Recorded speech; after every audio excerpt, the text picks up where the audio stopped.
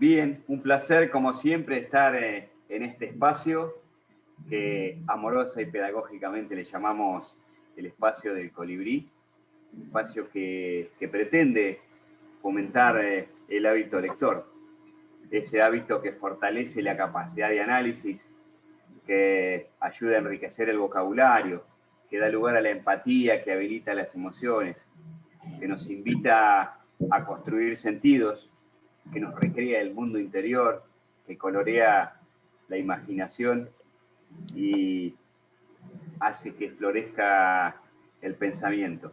Ojalá algo de eso se pueda dar en esta charla con quien lo vamos a hacer hoy, Dante Boeri. Bienvenido, Dante, ¿cómo estás?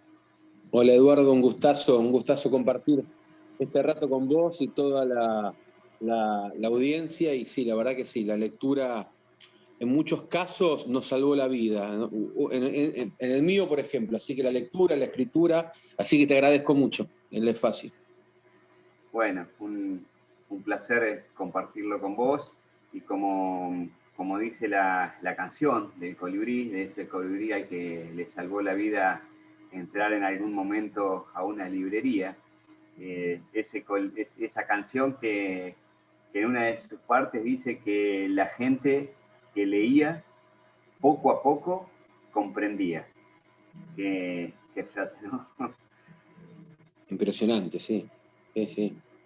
Dante, contame un poquito, a ver, hasta dónde te vas si yo te digo que te remontes a tus primeros contactos con la lectura, cuando empezaste a codearte con los libros. Y mira, yo vengo de una familia muy laburante y comprar un libro siempre fue un esfuerzo para los trabajadores, las trabajadoras. Y los primeros libros son libros de cuento, que todavía los tengo en la casa de mi vieja, que me leía mi vieja, por supuesto, y que son como buen libro de cuento de un nene o una nena chiquito, están todos dibujados por mí, ¿no? Que tenía aquellos 3, 4 años. Todo me remonta al jardincito.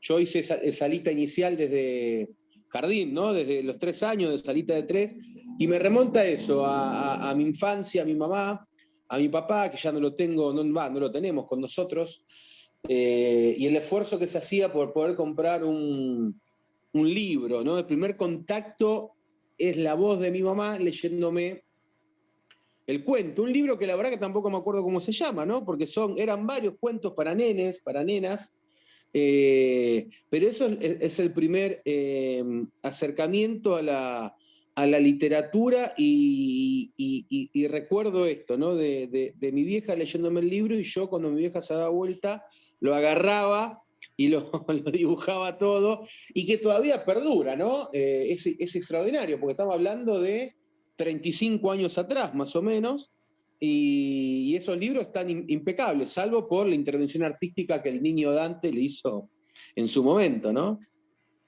Dante el ilustrador sería, ¿no? Totalmente.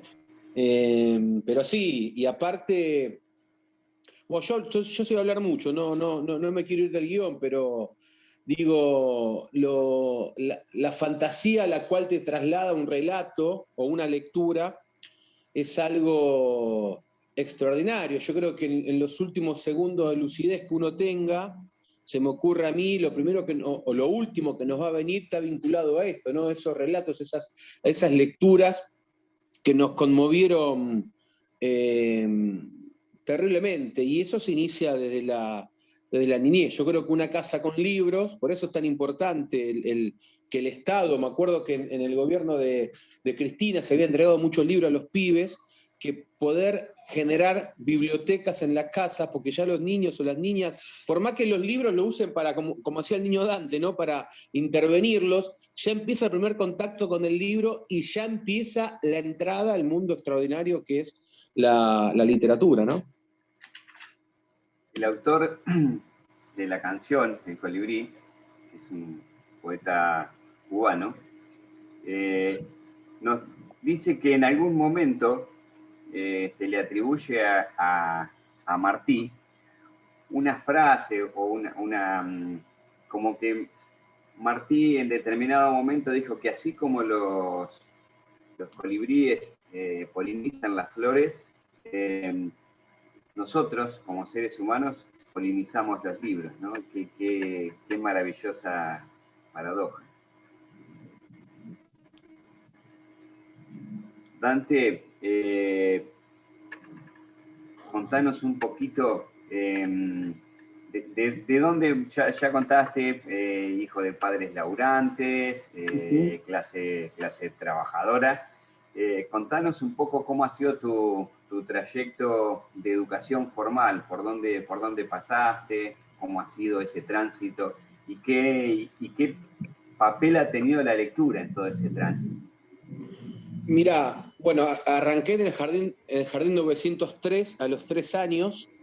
Mi hermano me lleva 2 años de ventaja, entonces fue el paquete completo. Mi hermano a sala de 5 y yo a sala de 3. Por ende, desde los 3 años que no paré de estudiar, jardincito público. Después la primaria 1, Montegrande hoy ya está mucho, ya es una localidad del conurbano, digamos, pero cuando yo era más chico tenía todavía rasgo de pueblo y tiene esto de la escuela primaria enfrente de la iglesia, enfrente de la plaza. Esa es la primaria 1, que me quedan recuerdos extraordinarios, ¿no? Y también esas primeras lecturas en la escuela para aprender a leer, los primeros libros en la clase de lo que en aquel entonces era lengua, y después la secundaria. Y la secundaria en las Naciones Unidas, que también es la secundaria número 1, ahí ya la cosa empezó a cambiar, porque ahí empezó mi actividad más fuerte como lector. Y yo me acuerdo de una profesora,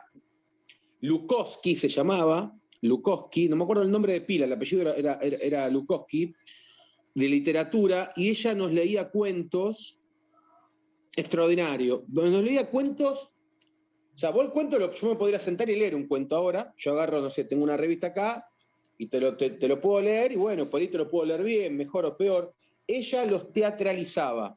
¿Qué hacía? Apagaba la luz, vos imaginate, yo iba a la mañana, media mañana, en Montegrande, y te iba contando distintos cuentos, muchas veces cuentos de suspenso. Obviamente había que enganchar a pibes de 14, 15 años, como tenía yo entonces, y los teatralizaba. Entonces por ahí leía y decía, y de golpe hacía un ruido y, no sé si se escuchó, te movía la silla fuerte y vos te asustabas, y ahí veías también el compromiso de esa docente, que yo después no la vi más. Ya era una compañera en aquel entonces grande, y ahí yo creo que empieza el amor a la lectura. Por eso es tan importante el tema de la escuela, ¿no? Me parece que la escuela es la entrada a todo lo extraordinario que tiene la lectura, y después yo era de la bandita de los que leían, y entonces ahí empecé a leer mucho Hermann Hesse, por ejemplo, mucho la literatura rusa, Dostoyevsky, Tolstoy, me acuerdo, empecé a leer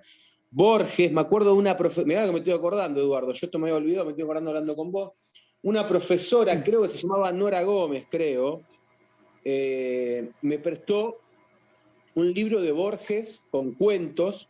Vos mirá, una profesora le prestó a un pibe adolescente como yo un libro de tapa dura muy grande, y leí algunos cuentos de Borges, después mucho, bueno, el Principito. Otro que me rompió la cabeza en su momento fue, y todo fue en la adolescencia, este periodo entre los 14 y los 17 años, el Martín Fierro también. Para mí es una de las obras más notables de la literatura, no solamente argentina o latinoamericana, sino mundial. Y después, bueno, después ya fue el profesorado, donde ahí ya empezó a politizarse un poco más el tema de la lectura, y eso es un tema también, ¿no? Porque la historia y la política empezó a correr mucho la literatura, algo que yo ya más de grande me empecé a interpelar a mí mismo, ¿viste? Empecé a leer, era toda lectura de diarios o de libros de historia, y quedó de lado la literatura, y poco a poco empiezo a retomar.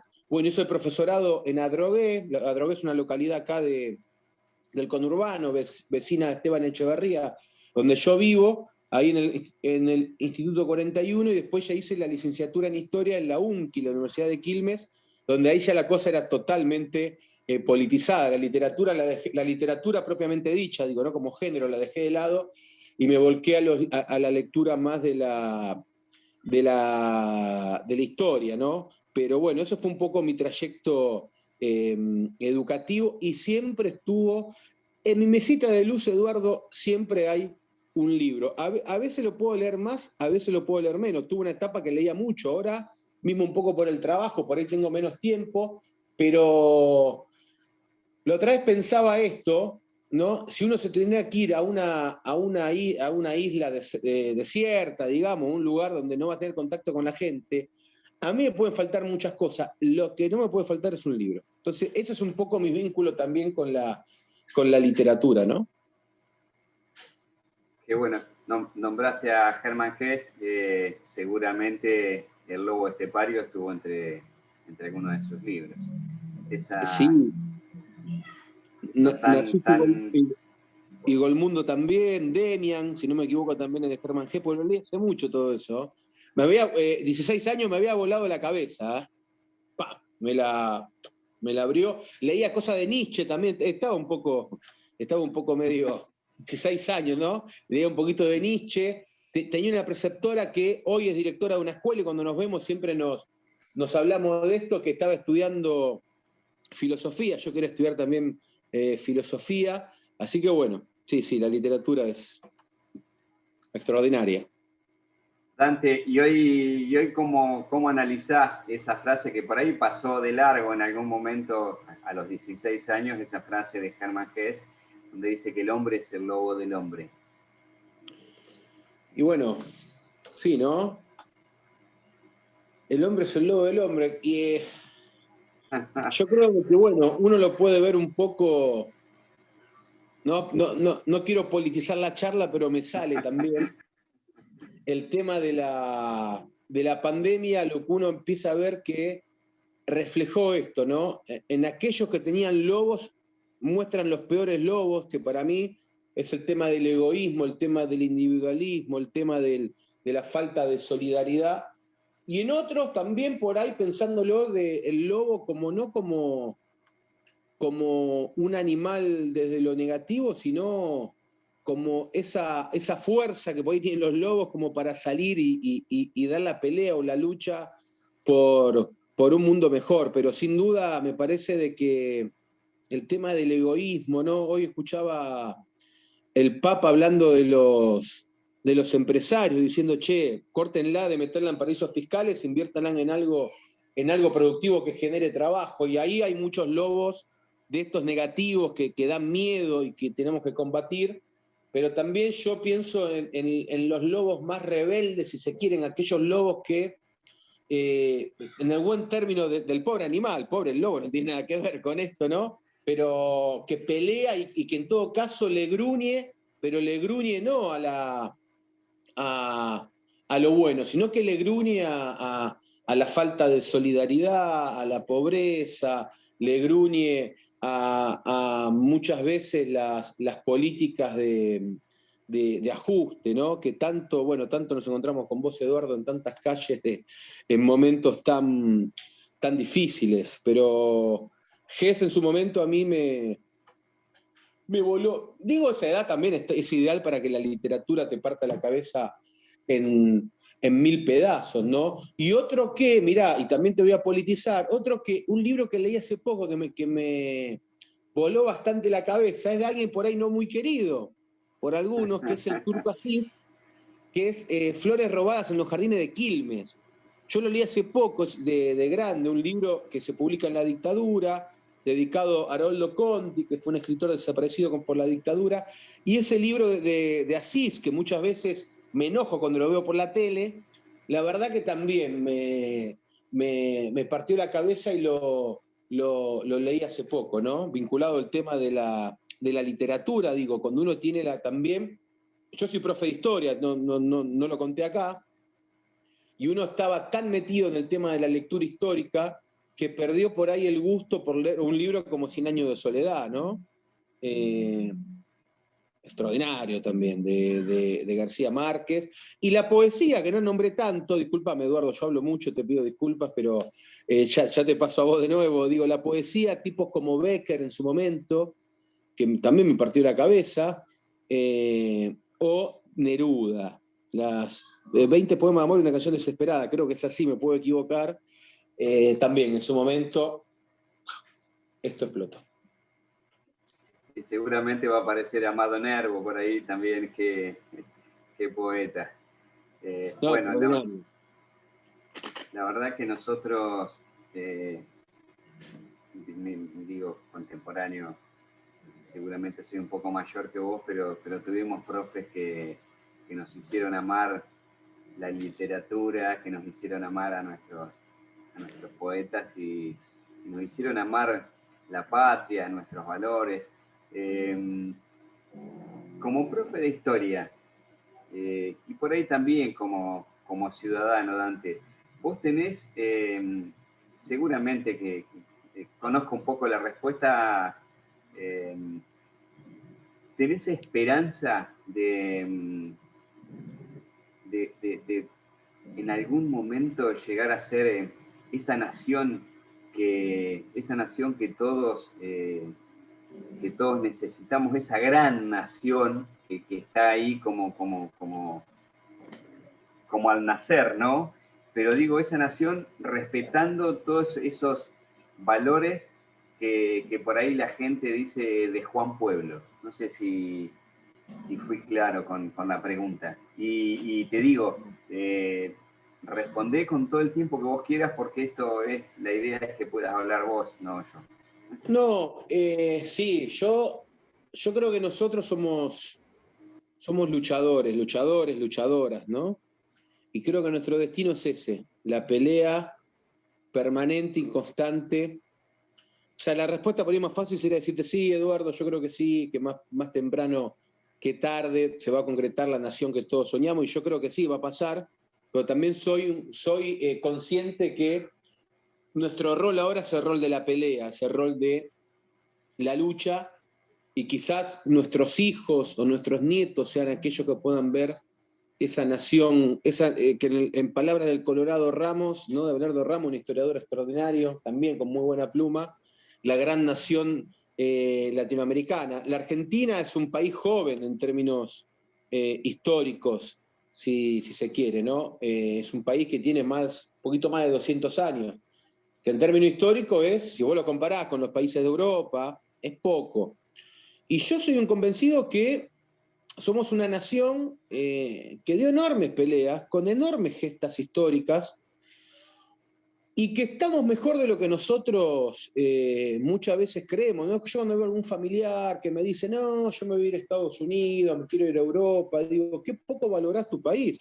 El ejemplo es el tema de las vacunas. Vos sabés que en mi familia, algunos son docentes, otros no, son ciudadanos de a pie, están todos vacunados ya, y seguramente en muchas de las familias de los que están escuchándonos también. Bueno, eso quiere, y eso no está pasando en todos los países. Eso digo para poner en valor el sistema de salud que tenemos, el sistema educativo que nosotros tenemos. Yo creo que en muchas cosas hemos avanzado como país hacia ese destino que queremos la mayoría, un país socialmente justo, económicamente libre, políticamente soberano, pero también falta, porque también están aquellos que no creen en este país. Vuelvo hoy el mensaje, a mí me conmovió mucho el mensaje, digo, el Papa lo dice, no importa si sos católico o no, pero sí, el Papa es una figura de relevancia mundial, y cuando él plantea esto, diciéndole a los empresarios, dejen de meter la guita en los paraísos fiscales, inviértanla en la producción, yo creo que es una demostración de lo que nosotros estamos necesitando. Y ahí también se me ocurre el tema de Arturo Jauretche, ¿no? Otro que también recomiendo de leer mucho, porque aparte de literatura que te hace pensar, es buena literatura, ¿no? Es buena pluma, y pienso en Jauretche cuando hablaba de el ser colonial, y yo creo que ahí hay mucho todavía para discutir, el tema de lo que hay que dejar de... O sea, no hay que cambiar de collar, sino hay que dejar de ser perro, decía él,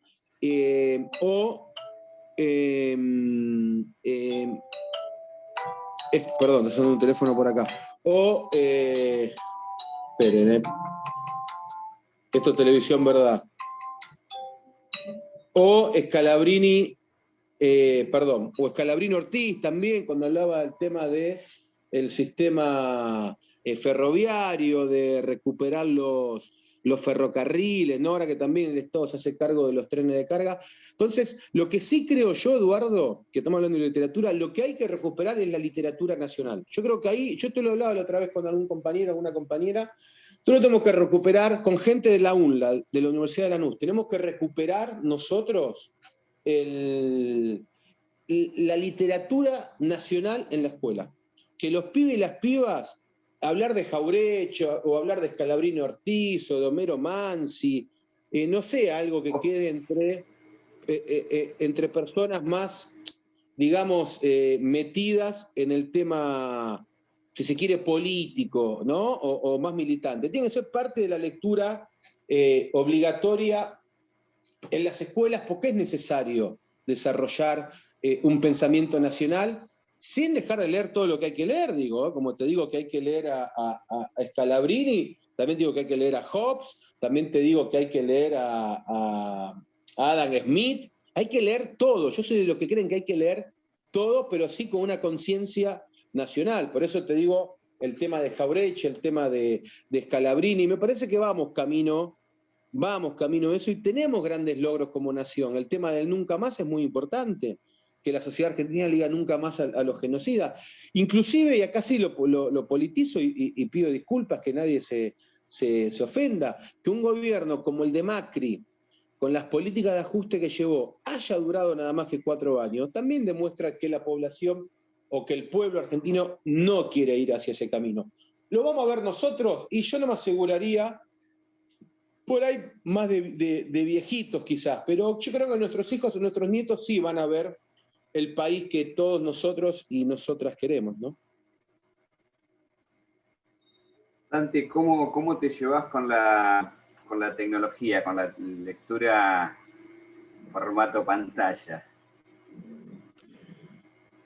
Mirá, yo más Zoom hago, más quiero la vuelta, más quiero el contacto cara a cara. O sea, la tecnología está, eso no se puede negar, pero nada va a reemplazar el tema del abrazo, el tema del beso, el tema del contacto, el tema del mate. Vos sabés que nosotros en los recorridos de escuela, algo que era muy común antes, cuando vos recorrías una escuela, veías un mate y pedías mate. Bueno, hay que recuperar el tema del poder volver a tomar mate y el reencontrarnos. La tecnología creo que es importante para comunicar. De hecho, nosotros dos nos podemos comunicar a esta distancia por la tecnología. Sería necio negarlo. Ahora, lo que no va a reemplazar nunca la tecnología es el hecho extraordinario y revolucionario de tener, revolucionario también para mí, tener un libro, tener un mate, poder leer, poder juntarnos, poder compartir, y eso no lo va a reemplazar de ninguna manera la tecnología, que digo, insisto, ayuda, es importante, yo creo que en el tema educativo sin duda se va a incorporar. Ahora, entre un profe, como aquella profe que me leía a mí los cuentos, que estamos con 20 pibes más, 20 pibas más, y nos lee eso, y nosotros la vemos, escuchamos los ruidos, y saboreamos las palabras, y hacer un Zoom, que alguien que te lea un libro, y no es lo mismo. No es lo mismo, entonces yo me llevo bien, la respeto, pero lo que es necesario sin dudas es el tema de el contacto. Nada va a reemplazar el contacto físico. Y el contacto con el papel, digo, ¿no? La lectura digital. Yo digo el tema de la lectura digital. ¿Reemplaza un libro? De ninguna manera. O sea, yo puedo leer por el celular a Hermann Hesse, o puedo leer por el celular a el Martín Fierro. Ahora yo digo, necesito tocar el libro, necesito ver la tapa, necesito leer ese prólogo y tocarlo. Entonces, digo, trato de dar respuesta a, o los diarios, digo, ¿no? Yo todavía soy lector del diario papel. Digo, leo lo mismo que de manera digital, Ahora, lo que toco, el olor al papel de diario, yo, Dante por lo menos se queda con eso. Capaz Capaz, perdón, capaz que... Perdón. Estoy en un Zoom. Perdón, esto... Aparte estoy con los nenes cuidándolos, pido disculpas. Digo, el tema del... Capaz que mis hijos, perdón, ahí encontré el hilo. Capaz que mis hijos no lean en formato papel, no lo sé. Pero nosotros, por lo menos, con el formato papel, y creo que es importante pelear, yo insisto por esto. Es caro hoy un libro, pero creo que ahí tiene que ser una política de Estado poder generar las bibliotecas en la casa. No es lo mismo yo lo primero que veo cuando voy a una casa, y esto me quedó de mi abuela, Eduardo. Mi abuela tenía una biblioteca de la hostia, muchos libros por todos lados, y yo iba a la casa y tocaba los libros. Y en mi casa tengo una buena biblioteca, pasa lo mismo, y es una inversión a futuro. Yo soy un convencido, porque aparte, ¿sabes qué? Trasciende a la persona. Esos libros que tenía mi abuela, ahora los tengo yo. Y aquellos libros de cuento que están intervenidos por aquel niño Dante, también los tocan mis hijos cuando van a lo de su abuela, que es mi mamá. Entonces el libro también lleva de alguna manera la trascendencia de la persona. O sea, en síntesis, hay que leer libros y hay que comprar, si se puede, libros, y hay que demandar una política pública, una política de Estado para que tengamos libros. Dante, hace un momento hablaste de los ruidos. Se dice que estamos en un tiempo en que la escucha y el silencio están un poco sucios. ¿Cómo se aborda eso con los pibes en el aula? Y los pibes, yo soy un convencido que los pibes y las pibas la tienen mucho más clara de lo que uno se cree, ¿no? Uno muchas veces hay un prejuicio, y la otra vez te voy a contar una anécdota, que por ahí no te va a responder la pregunta, pero bueno, yo a veces me vuelo en la conversación. A mí otra cosa que me gusta mucho es la música. Yo dije que no podría estar sin un libro y tampoco podría estar, y me parece que está muy vinculado, ¿no? La literatura y la música. Entonces Totalmente. Viste que ahora con los agrupamientos son menos los pibes que hay en el aula, yo doy clase los viernes todavía, sexto año se prestaba para eso, los pibes más grandes, las pibas más grandes, 10 pibes, estamos hablando un poco de historia y les digo, bueno, ¿ustedes qué música escuchan? Y yo pensaba que me iban a nombrar bandas que yo no las conocía, ¿no? Ese era el prejuicio del profe. Estos pibes que van a escuchar ahora, no sé, música electrónica, no. Los pibes ya que escuchaban el Flaco Spinetta, los Abuelos de la Nada, Lou Reed, todos tipos donde la literatura atraviesa el tema de la música, o en todo caso es literatura hecha música. Entonces, a mí me parece de que, yo insisto con esto, es importante también predicar con el ejemplo, en el sentido el tema de la biblioteca en la escuela, el tema de que el pibe tenga un libro. ¿Está bien la netbook? Sí que está bien. ¿Quiero que tengan netbook todos los pibes? Sí, quiero. Internet también, pero quiero que haya libros en la escuela. Yo necesito que el pibe agarre un libro, lo toque, lo doble, ¿viste? Yo cuando leo que dejo en un capítulo lo doblo.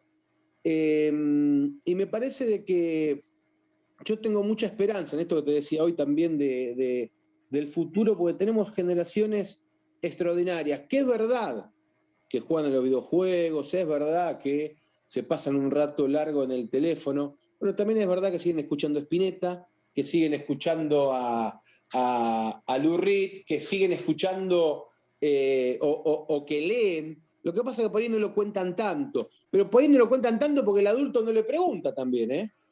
Ojo con esto, por ahí el adulto se cierra en esto, ¿no? Estos pibes que van a saber, que era lo que me pasaba a mí cuando era un adolescente. A mí no me preguntaban por ahí tanto que estaba leyendo, pero yo insisto con esto, ¿no? Y la escuela tiene mucho que ver en esto de poder interpelar al pibe y de generar.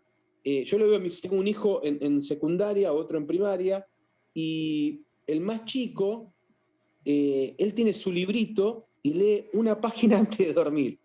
Y el tipo lee su paginita antes de dormir, y el más grande ya empieza con un poco de literatura más profunda. Y otro libro que tengo que nombrar, que me voló la cabeza en su momento, fue En las venas abiertas de Eduardo Galeano, ¿no? Otro libro que es extraordinario y que es de lectura obligatoria.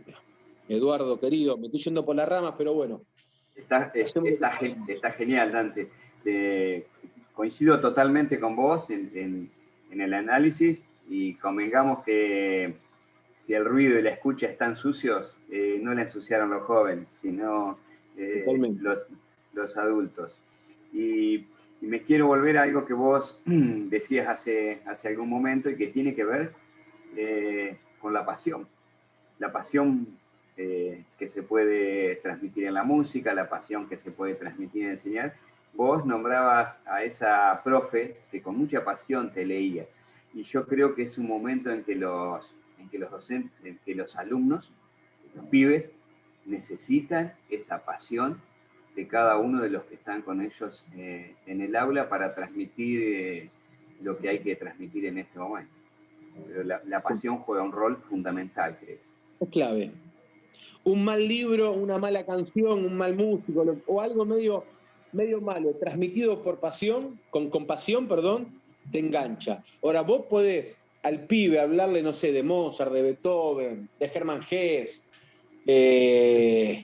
no sé, de José Hernández, y se lo transmitís sin pasión, al pibe no lo vas a enganchar. Y yo creo que la clave en la docencia es esa,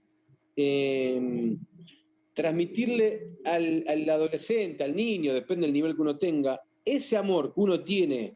Cuando yo leía Hobsbawm, que es un historiador muy conocido, y me volvía loco y lo leía, digo, me partía la cabeza en 1000 pedazos. Bueno, eso hay que transmitírselo al pibe con pasión. Por eso también, a mí me gusta mucho el fútbol, Eduardo, la literatura de la pelota es muy importante. Ahí hay un tipo que hace un laburo muy bueno, que es Alejandro Apo, que yo les recomiendo, en YouTube están todas las lecturas de él, los libros de Sacheri, los cuentos de Sacheri, Esperando a Tito. Eso engancha mucho a los pibes, ¿eh? Ahora hay otro que... por Achával nadie daba 2 mangos. Si hay algún pibe, alguna piba escuchando, búsquenlo en YouTube. Y ahí ves la literatura leída por Apo, porque Apo es un narrador, es un tipo que narra. Tiene una fuerza eso, ¿no? En el tema de los tiempos. También se le puede entrar por ahí en la literatura. Gente que son extraordinarios narradores, narradoras, y que transmiten la literatura con pasión. Igualmente esos cuentos están buenísimos, ¿no? Los de Sacheri, pero sí, la pasión es clave, creo yo, en todo aspecto de la vida, y si lo vas a hacer sin pasión, la verdad, mejor no lo hagas, ¿no? Sí, hay otro autor por ahí no muy conocido, que es Eduardo Quintana, que también escribe sobre fútbol. Se dedica más a todo lo que tiene que ver con el fútbol del interior, pero es fabuloso leer los cuentos de Eduardo Quintana. Búscalo Lo voy a buscar. Búscalo por YouTube, que también está, y si no, en algún momento te puede alcanzar alguno de los libros. Es fabuloso los cuentos para trabajar con los pibes. Y Dante, quiero contarte que se nos ha ido el tiempo maravillosamente, charlando de libros, de la historia, de la pasión, de la política. La verdad que es muy lindo poder charlar estas cosas con vos. Así que, no sé, lo que quieras agregar para despedirnos, y que por supuesto no va a ser la última vez que vamos a charlar en este espacio.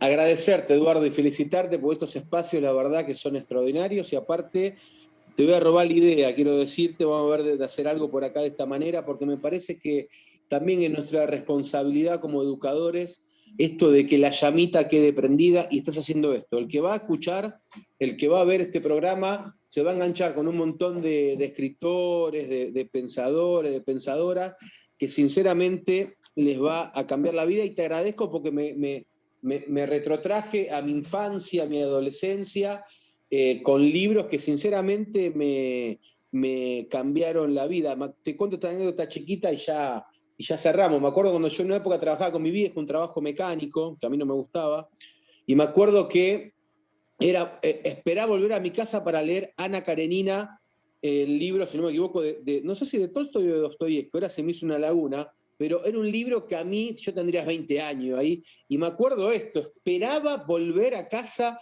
para agarrar el libro que me había volado la cabeza. Así que Eduardo, agradecerte a vos y un saludo grande a toda la audiencia y muchas gracias.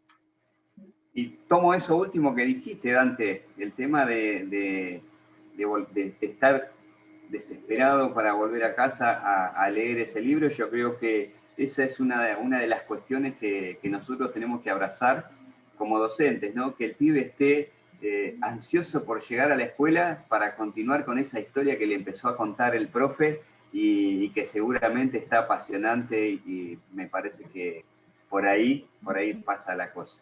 Porque bueno, somos militantes de la esperanza y el amor, como decimos nosotros siempre. Así que bueno, te agradezco mucho, Dante, la participación en el Colibrí. Te mando un Gracias, gran Eduardo. abrazo. Un abrazo grande a todos.